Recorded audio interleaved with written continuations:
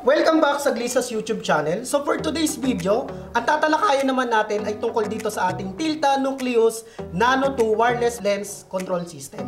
So itong wireless focus na ito, mas maliit to kaysa sa karaniwang focus control na nakasanayan natin like Nucleus Tilta M.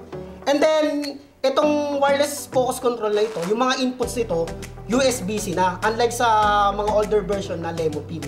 And then, mamaya makikita nyo, itong focus control system na ito, touchscreen na yung display nito. So yung mga kailangan mong calibration, settings, mas madali mo nang ma-access compared sa older version.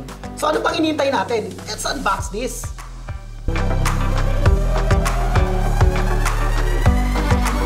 So tingnan na natin kung ano yung nasa loob ng pouch ng ating Nucleus Lens Control System. So buksan lang natin. So sa loob ng ating pouch, syempre, nandito yung ating Phys Control Unit. So yung Phys or FIZ stand for Focus, Iris, and Zoom.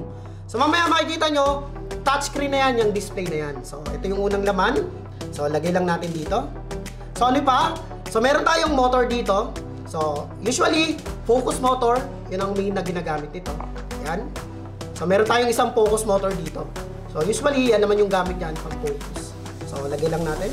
So sa loob, meron din tayong USB-C power cable. So normally, gamit lang natin to pang charge para sa ating Phys Control Unit. So ayan, so set aside lang natin. So dito sa ilalim, meron pa yan. So makikita natin dito sa ilalim ng pouch. Ayan. So meron tayong 15mm rod adapter. So ano pa meron? So meron din tayo ditong gear ring. Ayan, isa. So, meron din tayong 15mm na rod. So, ito yon.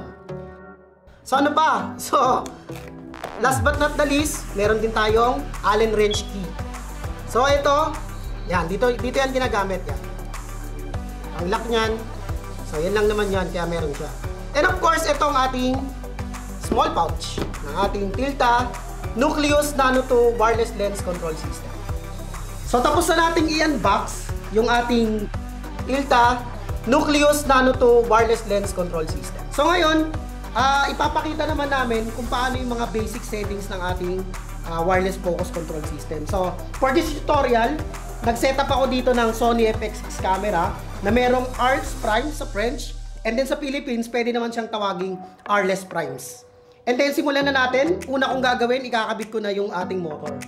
So itong motor natin, ikakabit ko na dito sa ating rod. Yan, sa setup natin. So, ikabit ko lang. So, yan. Kabit lang natin sa rod. And then, idikit lang natin yung gear ng ating motor sa gear ng ating RLess Primes or RLess Primes. Okay. So, ngayon, nakabit ko na siya. So, gaya ng sinabi ko kanina, yung ating Tilta Nano 2 Wireless Lens Control System, puro ano na siya, USB-C power. So, hindi na siya LEMO pin. So, tulad nito, ito na yung kanyang input power, which is USB-C. So, ito yun, USB-C. So, ikakabit lang natin siya. Yan, USB-C. Okay? So, lang natin. So, dito, gumamit ako ng USB-C power delivery para lang masupplyan ng sufficient power yung motor ng ating Tilta Nano 2 Wireless Lens Control System. So, yan na siya. Yung kinabit ako na siya ng USB-C, tingnan nyo naman, automatic nagkaroon na siya ng power. So, ikabit na rin natin to sa ating monitor. At tingnan. Alright. So, anong next natin gagawin? Siyempre, dumako naman tayo sa ating Phys Control Unit. So, ito ang ating Phys Control Unit. So, yung Phys or FIZ stand for Focus, Iris, and Zoom. So, yun yung ibig sabihin ng Phys sa Phys Control Unit. So kung mapapansin nyo, basic lang naman yung kanyang mga buttons. So dito makikita nyo, yung record / power button. So ito yung gagamitin natin mamaya pag bubuksan natin or ipa-power on yung ating Phys Control Unit. So itong puti na to, ito yung rocker. So, ito yung gagamitin nyo kapag meron kayong zoom function. And then, syempre, of course, meron tayong function buttons. Basic lang. So, ito, itong gitna na to, actually, touchscreen display yan. So, dyan, mas madali nating ma-access yung mga kailangan nating settings sa ating Piece Control Unit. So, ano pang hinihintay natin? Buksan na natin para makita na natin. So, una kong gagawin is, ipe-press ko lang tong record/power button. Long press ko lang hanggat sa bumukas yung ating Piece Control Unit. So, like this. Yun, no? Okay. Ayan. So, yan ang ating Piece Control Unit. So, dito, makikita nyo sa interface nyan. So, meron dyang wireless channel. Tapos, makikita nyo rin dyan, wireless Wi-Fi. Meron din tayong battery indicator. Meron tayong Bluetooth indicator. And meron tayong record/standby indicator. And of course, meron tayo dito 3 functional motor. Makikita natin dyan yung zoom, focus, and iris. And meron tayong mark indicator na A/B. And of course, meron din tayong screen lock mode. Siyempre, pag hindi natin kailangan matouch or hindi natin kailangan magalaw, i-screen lock natin. So, yun lang yung interface na makikita natin sa ating Piece Control Unit. So, paano naman natin iti-turn off yung ating Piece Control Unit? So, madali lang yan. So, gagamitin din uli natin yung ating record/power button. So, ang gagawin natin, long press lang yan hanggat sa mamatay siya. 2, 1, and that's it. So, ganun lang patayin yung ating Piece Control Unit. So, ngayon, dako naman tayo sa may menu. So, paano ba yung menu? Pag i-access mo yung menu, isa-swipe up mo lang yung ating screen. So, eto, tulad nito. Yun, no? So, dyan sa menu, makikita mo connect. Merong settings. Merong system. Merong motor. Ayan. So, yun din naman ang ating menu option. So, sa menu option, pagpunta mo na setting, kung halimbawa meron kang calibrations na hindi mo na talaga malaman kung paano mo sinetting yung nagkakaroon ng error. So, ang una mong gagawin, punta ka sa system, hanapin mo yung tinatawag na factory reset. So, dyan mo ma-access yung ating factory reset under the system. So, paano pag-back? Pag-back, yon yung arrow na yun. No? Kung nakikita nyo yung arrow na yun, yung papunta sa akin, so press mo lang yan, magbaback na yan. So, paano ko makapunta uli sa ating home screen? So, pindutin mo lang, syempre, yung icon na home. Yun, no? So, yan na yan. So, tapos na natin talakayin yung interface ng ating Piece Control Unit. And at the same time, diniscuss na rin natin kung ano yung mga nasa loob ng kanyang menu option. So, this time, ituturo naman namin yung basic settings kung paano natin i-prepare yung ating Piece Control Unit sa ating motor. So, number 1, syempre may color code tayo. Papakita ko lang. Pag pink, ibig sabihin, nasa focus function tayo. Okay, pag green, nasa may iris function tayo, yung motor natin. And then, pag naman blue, nasa zoom tayo. And then, pag yellow, kapag gagamitin mo siya sa ibang function. Pero syempre, for this tutorial, nakasentro lang tayo sa may focus function. So, ibabalik natin sa may P. Okay. So, paano natin sila i-prepare? So, ito na yan. So, una natin gagawin, pupunta tayo sa ating menu option or sa ating menu. So, swipe up. Yan. Punta tayo sa may connect. So, touch lang natin yung connect. So, kita nyo guys, talagang touchscreen na, no? Madaling-madali na. So, puntahan na natin yung 2.4G. And then, under 2.4G, punta tayo sa may channels. Sa channels, search. Okay. So, pag ganyan na yung screen nyo, nakalagay device list, tapos magko-confirm, ang gagawin nyo is, double click nyo yung ating motor. Double click lang. 1, 2. Yun, no? And then, makikita nyo, automatic may madetect siyang sa ID. Sa ID yan ng ating motor. So, ang gagawin nyo lang, i-confirm nyo. Okay? Confirm. Just click confirm. Yan. So, magko-confirm yan. Okay, so anong kagandahan nun?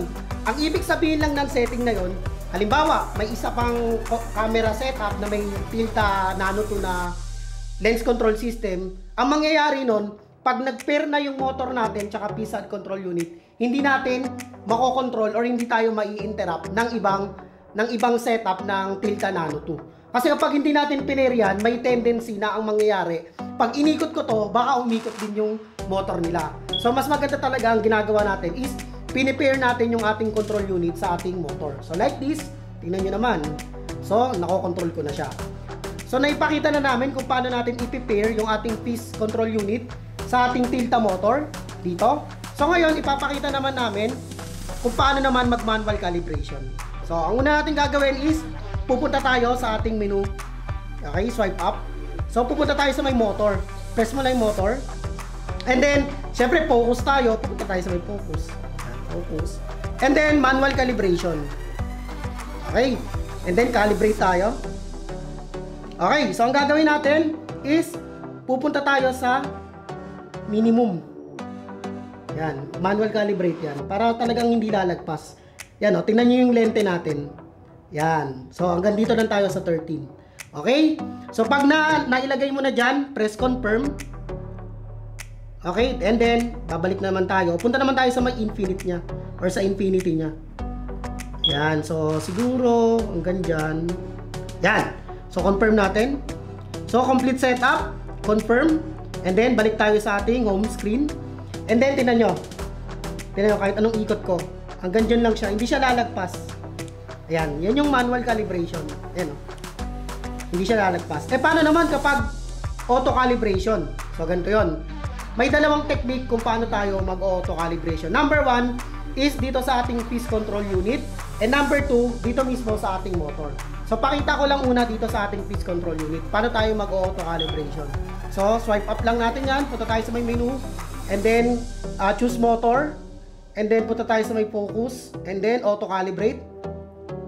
Yan. So, auto calibrate. And then, pag nag-stop na yung ilaw niyan, kasi kanina nagbi-blink. So, pag nag-stop na yan, so yan na yan. Auto-calibrate na yan. Pansinin nyo, ano yung pinagkaiba niya. Tingnan pag auto-calibrate, oh. Sinasagad niya talaga. Tingnan mo. Tulad dito, yan, oh. Sinasagad niya talaga. Yan yung pinagkaiba ng manual sa auto. Pag manual, talagang sukat. Pag auto-calibrate, talagang yan, oh. Sinasagad niyo. Yan, oh. Yan. Yun lang naman pinagkaiba na. So, ano pa yung pangalawa? Siyempre, dito rin, pwede rin kayo dito mag-auto-calibrate sa mismong motor. Ang gagawin nyo lang, long press nyo yan. Long press nyo. Ayan.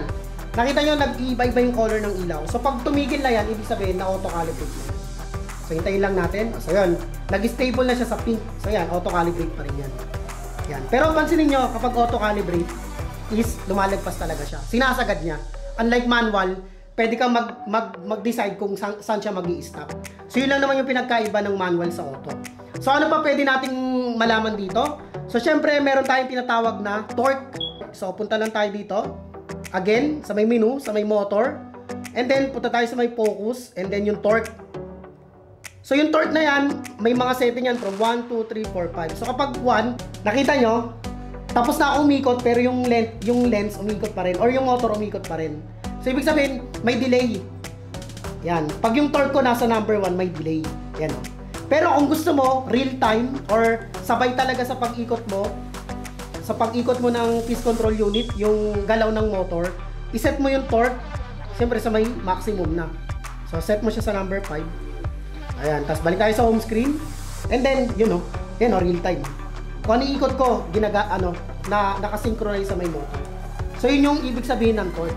So, ano pa? So, pagmamarking. So, sa pagmamarking naman, gagamit tayo dito yung function button. So, halimbawa, gusto ko dito, gagawin ko lang, press ko lang yung function, tapos medyo magbabibrate lang tong piston control unit. And doon, makikita nyo na meron na akong mga guhit. Yan, pindutin ko lang, ikot ko, tapos pindutin ko uli. So yan, may mga marker na ako. So yan, pwede ka na dyan magtansya kung hanggang saan ka magpo-focus, kung hanggang saan yung focus A mo, focus B mo. So yun lang naman yung gamit ng marker nyan.